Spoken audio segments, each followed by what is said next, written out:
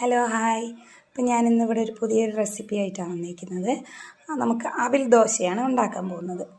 അതിന് വേണ്ടിയിട്ട് ആദ്യം അവിലും തേങ്ങയും കൂടി മിക്സിയിലിട്ടൊന്ന് അടിച്ച് വെച്ചേക്കുവാണേ. അത് കഴിഞ്ഞിട്ട് ശർക്കരയുണ്ട്, പിന്നെ നമ്മുടെ ഗോതമ്പ് മാവുണ്ടല്ലോ അത് കുഴച്ചിട്ട് മാവ് കലക്കിയിട്ട് അത് വെച്ചിട്ടുണ്ട്. മാവ് നമ്മൾ കുറച്ച് ഉപ്പിട്ടാൽ മതി, കാരണം ശർക്കര ഉള്ളത് കൊണ്ട് കുറച്ച് മാത്രം അതിന് വേണ്ടിയിട്ടേ ഉപ്പിട്ട് ഒന്ന് മിക്സ് ചെയ്ത് വെച്ചിരിക്കുന്നതാണ്. അത് കഴിഞ്ഞ് നമുക്ക് ദോശക്കല്ലൊന്ന് ചൂടായതിന് ശേഷം എണ്ണ തേച്ച് കൊടുക്കാം.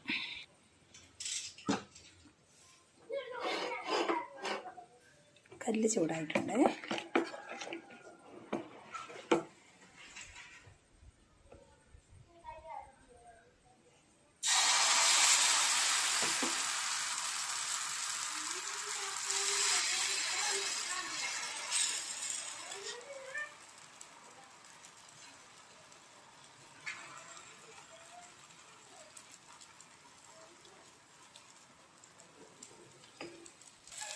ദോശ ഒന്ന് വെന്തിട്ടുണ്ട്. അപ്പോൾ നമുക്ക് മറിച്ചിട്ട് കൊടുക്കാം.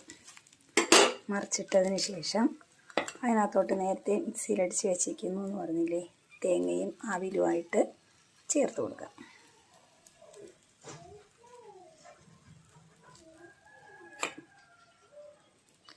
ഇതെല്ലാവർക്കും ഇഷ്ടമാവും. വലിയ കുട്ടികൾക്കും മുതിർന്നവർക്കും ഒക്കെ 4 മണിക്ക് ചായയുടെ കൂടെയൊക്കെ കഴിക്കാനായിട്ട് നല്ലൊരു പലഹാരമാണ്. അപ്പോൾ എല്ലാവരും ഒന്ന് ട്രൈ ചെയ്ത് നോക്കണം.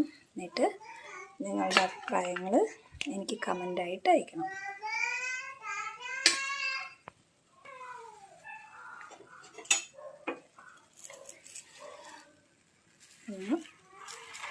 ഇതിനൊന്ന് നമുക്ക് ഇങ്ങനെ അടച്ച് ഒന്ന്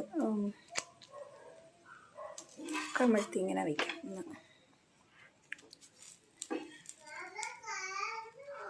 രണ്ട് ഭാഗവും ഇങ്ങനെ ഒന്ന് മടക്കി വെച്ച് കൊടുക്കാം. കറണ്ട് ഇല്ലാതെ വെട്ടം കുറവ്, കറണ്ട് പോയി. ഇനി നമുക്ക് അടുത്ത വശവും കൂടി ഒന്ന് മറിച്ചിടാം.